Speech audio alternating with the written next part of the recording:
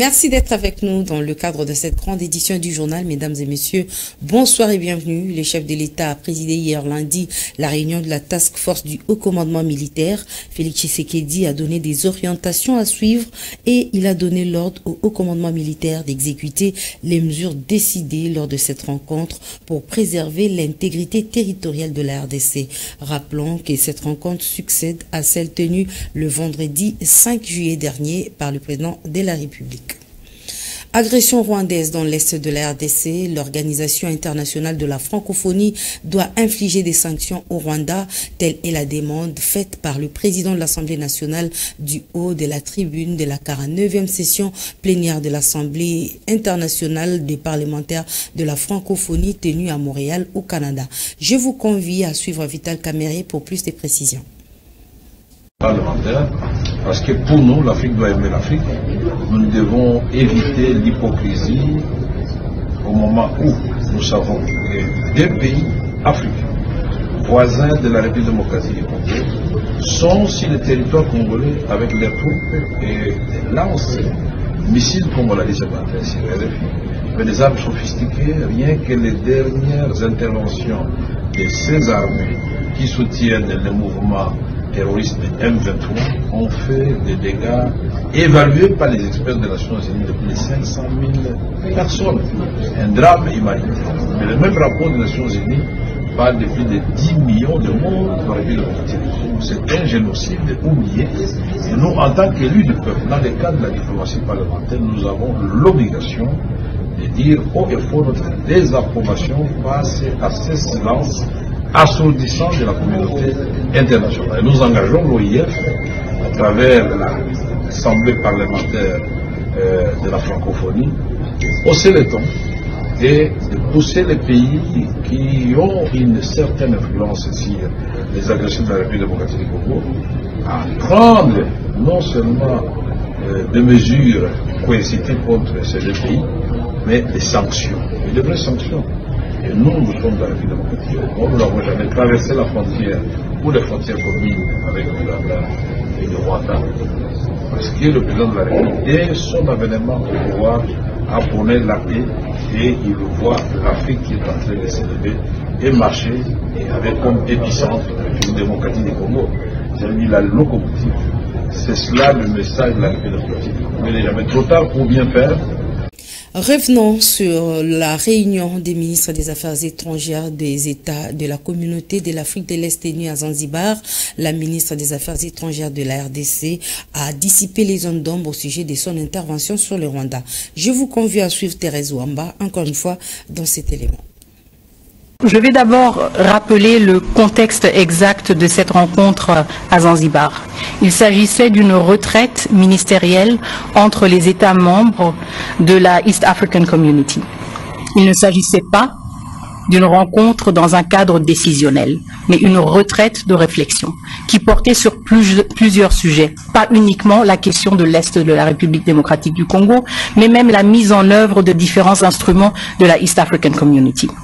Donc déjà là, la communication un peu hâtive de mon homologue rwandais a créé l'impression qu'il s'agissait de toute autre chose. Non, c'était des discussions très larges sur la East African Community.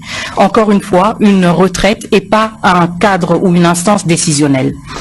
Ce qui était vraiment malheureux, encore une fois, c'est le fait que cette communication de mon homologue rwandais ait créé l'impression que nous avions pris quelconque engagement. Nous sommes allés à Zanzibar, d'abord avec de bonnes intentions, des intentions fraternelles vis-à-vis des pays frères que nous allions rencontrer, et nous sommes allés avec un message clair, une position claire qui a toujours été la nôtre. Les discussions sur l'Est de la RDC ont un cadre et un seul cadre unique, c'est le processus de Luanda. Un processus qui a été mandaté par l'Union africaine, un processus qui a reçu l'aval du Conseil de sécurité des Nations Unies. Donc, si le Rwanda estime que le cadre d'une retraite entre ministres qui n'est pas une instance décisionnelle de la East African Community, pour réfléchir sur comment continuer ces discussions. S'ils s'aventurent à spéculer, ça c'est leur problème. Nous avons été clairs et nous restons clairs. Nous reverrons le Rwanda uniquement et seulement à Luanda. Toujours au chapitre de la diplomatie, sachez que la France plaide pour le maintien de la MONUSCO au Nord Kivu et en Ituri. La France estime que les conditions qui ont permis les retraits au Sud Kivu des troupes de la MONUSCO ne sont pas encore réunies. Je vous propose de suivre les détails dans ce récit de Alain Goma. Les représentants permanents de la France auprès de l'ONU, Nicolas de Rivière, a reconnu l'importance de la MONUSCO dans le processus de maintien de la paix et de la stabilité dans la partie est de la République démocratique du Congo. Elle appelle de ces faits au ralentissement du plan de désengagement de la MONUSCO dans les provinces du Nord Kivu et de l'Ituri, où selon la France, les conditions de retrait ne sont pas encore réunies. Le pays d'Emmanuel Macron a par la même occasion salué le déploiement de forces de la SADC dans l'est du pays et a insisté sur la coordination des efforts au niveau régional. Le rebelle du M23, soutenu en hommes et en équipement par l'armée rwandaise, selon plusieurs rapports des experts des Nations Unies, ont lancé des offensives qui vont de succès en succès dans sa conquête de la province du Nord Kivu. Au total, depuis juillet 2023, le M23 a quasiment doublé les zones passées sous leur contrôle avec une administration parallèle ne dépendant pas de Kinshasa. Le rythme de la conquête s'est accéléré depuis le début du mois de mai de l'année en cours. Selon le mouvement citoyen Lucha 87, c'est le nombre de villages cités occupés par l'armée rwandaise et le M23 en territoire de Rutshuru, Masisi, Nyiragongo et Lubero dans la province du Nord Kivu. Les forces armées de la République démocratique du Congo ont récemment abandonné Kanyabayonga, soumise depuis plusieurs semaines au tir de l'artillerie du M23 soutenu par le Rwanda. Les agglomérations de Miriki, Kaina et Kirumba sont également passés sous le contrôle de la rébellion dans le Lubero. Cette situation a conduit à l'ouverture de plusieurs procès en flagrance et des sanctions de peine de mort pour certains officiers militaires pour notamment fuite devant le M23, dissipation des munitions de guerre et pillage. Depuis ces événements, le chef de l'État Félix Antoine Tshisekedi, comme commandant suprême des FARDC et de la police nationale, ne cesse de multiplier des réunions avec les autorités militaires pour réorganiser l'offensive des forces armées de la République démocratique du Congo. C'est dans ce cadre qu'il institue la Task Force du Haut Commandement militaire sur la situation sécuritaire dans l'Est de la République démocratique du Congo. Et dans le même ordre d'idées, je vous convie à suivre le représentant permanent de la France auprès de l'Organisation des Nations Unies qui estime que l'importance de la MONUSCO dans le processus de maintien de la paix en RDC est indispensable. Je vous propose de suivre sa réaction. La France condamne la violation de la souveraineté et de l'intégrité territoriale de la République démocratique du Congo, le soutien militaire du Rwanda au M23, ainsi que la présence de plus en plus importante des forces militaires rwandaises sur le territoire congolais. Ces agissements doivent cesser. Il importe que la République démocratique du Congo, de son côté, mette un terme aux liens entre les forces armées, ses forces armées et les FDLR, et nous saluons son engagement à démobiliser les combattants de ce groupe. La France salue le déploiement de la SAMI-RDC. Elle a pris note des recommandations du secrétaire général pour renforcer la coopération entre la MONUSCO et cette force régionale. Un projet de texte sera présenté prochainement aux membres du Conseil de sécurité à cette fin par ma délégation. La France demande par ailleurs aux forces régionales de renforcer leur coordination avec la MONUSCO. Elle salue le travail du groupe d'experts établi par la résolution 1533 ainsi que le renouvellement du régime de sanctions. Elle rappelle que l'embargo sur les armes en République démocratique du Congo ne vise que les groupes armés et qu'il ne concerne plus les autorités congolaises ou les forces régionales partenaires. La MONUSCO continue de jouer un rôle clé.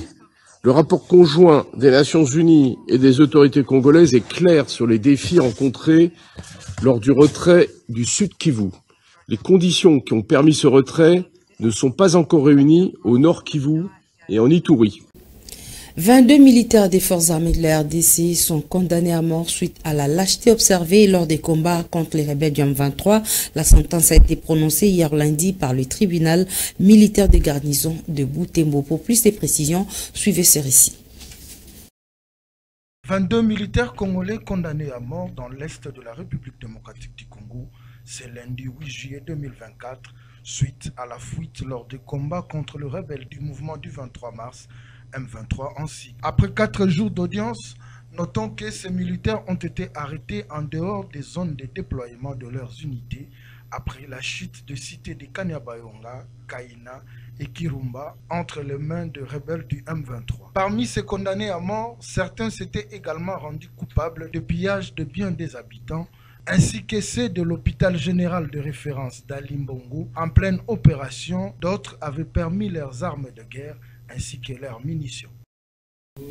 L'insécurité due au banditisme urbain disparaît petit à petit dans la ville de Kinshasa grâce aux stratégies mises en place par le numéro 1 de la police. Le général Blaise Kilimbalimba est descendu dans plusieurs sites pour s'imprégner personnellement de l'effectivité de la patrouille mixte menée entre les FARDC et la police nationale congolaise à travers la capitale. Fifi Kalumbwe et Teresa Thibou pour des précisions.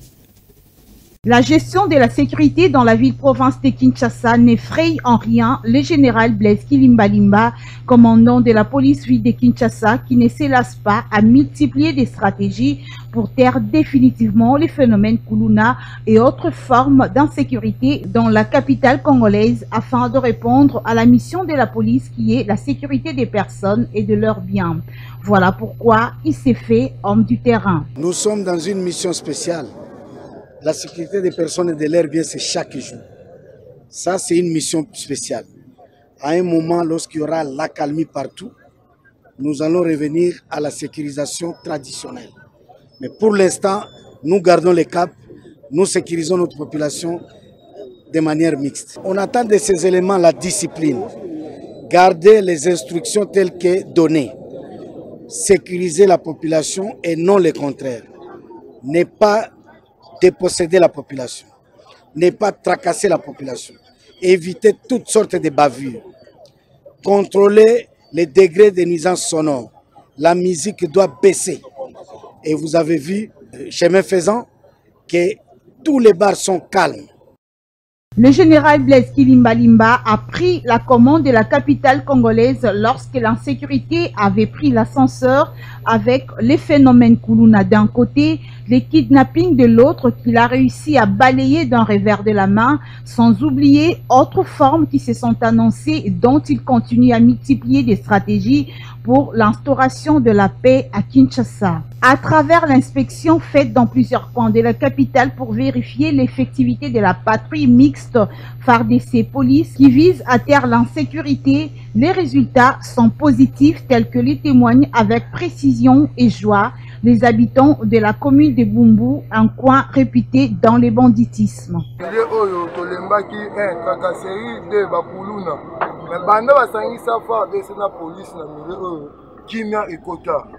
Kimia penzo kota kune za resulté kala sérieux za resulté to sepela makasi ngo to besi le kumu ba général Blaise Kilimbalimba musala malamu boye bien Bumbu to sepela makasi. En initiant cette patrouille FARDC Police, l'objectif est de renforcer les stratégies pour que la population puisse vivre en toute quiétude et sécurité, même dans son rêve. Voilà pourquoi le patron de la police ville de Kinshasa promet de s'imprégner personnellement jusqu'à neutraliser les tout derniers inciviques qui se croient être un petit roi. Nous sommes en train de suivre, de faire ce qu'on appelle l'inspection des troupes. Vous savez, il n'y a pas longtemps, d'aucuns se demandaient quelle stratégie pour diriger la ville-province de Kinshasa.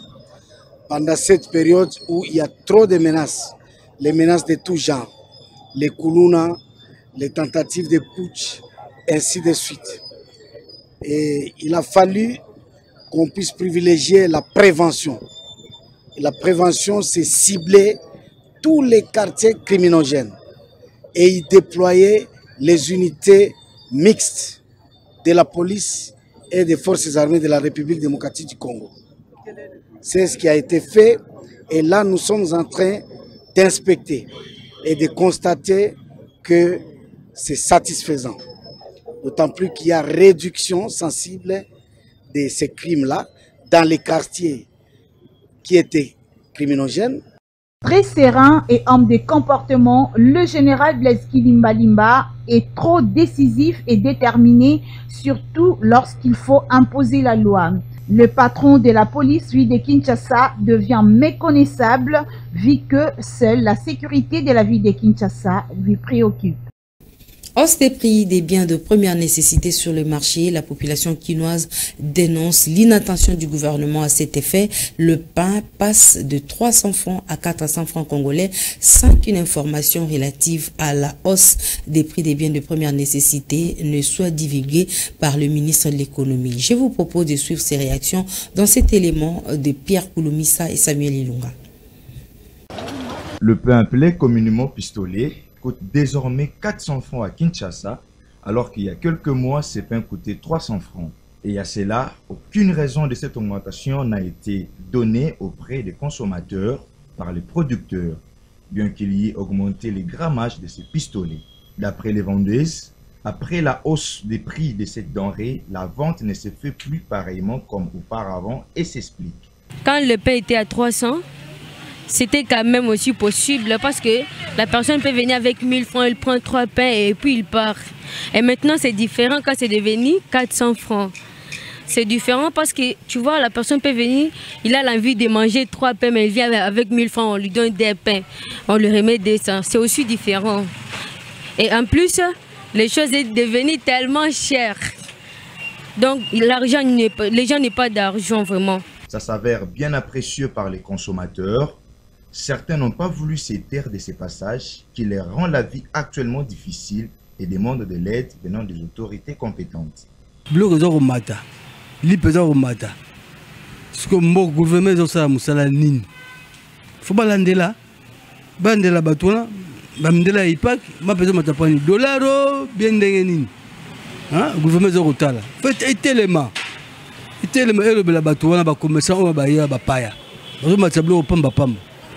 Mboka na biso fezala to telemaka na makambo so loke mati to marché loke sali bo neza na ba pays mususu mais biso mamona ça makate nali akalipa te na intérêt alipa te mais pona bana na ngai na mwasi na famille mobimba pasi yango wana bakoselaka gouvernement te bango na intérêt na bango gouvernement yote amiso ezala papa ministre maman ministre akoti atala. Rappelons que c'est au mois de mars 2023 que le passage de ce pain pistolet était de 250 à 300 francs. La confession religieuse des églises de réveil du Congo est prête à respecter la loi relative à l'acquisition de la personnalité juridique conformément au moratoire lancé par le ministre d'État en charge de la justice. Affirmation faite par le président de la confession religieuse de l'ERC, son éminence l'archevêque Ejibaya Mampia. C'était à l'issue de la plénière organisée à l'intention des pasteurs de cette structure. Je vous propose sa réaction. La première, c'est la disponibilité du gouvernement d'assainir, de mettre de l'ordre, qui aura comme résultat le respect de l'homme de Dieu et le respect de la chose de Dieu. Deuxièmement, il n'y a pas plusieurs interfaces du monde de réveil.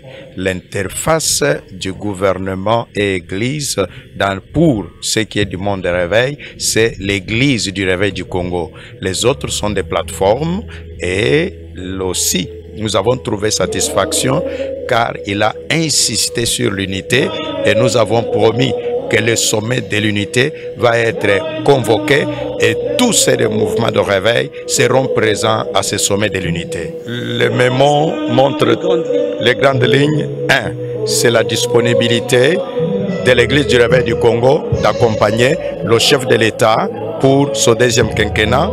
La deuxième chose, dans les mémos, nous avons montré que nous allons accompagner les mesures prises par le ministre d'État. Et dans ce mémo, nous avons aussi apporté des lumières sur la problématique de l'interface. Et les choses sont claires, c'est la loi sera respectée.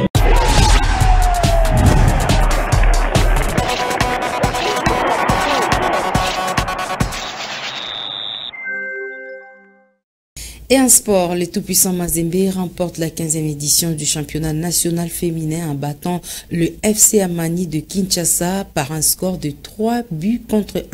Pour plus de précisions, suivez Lionel Ngolo.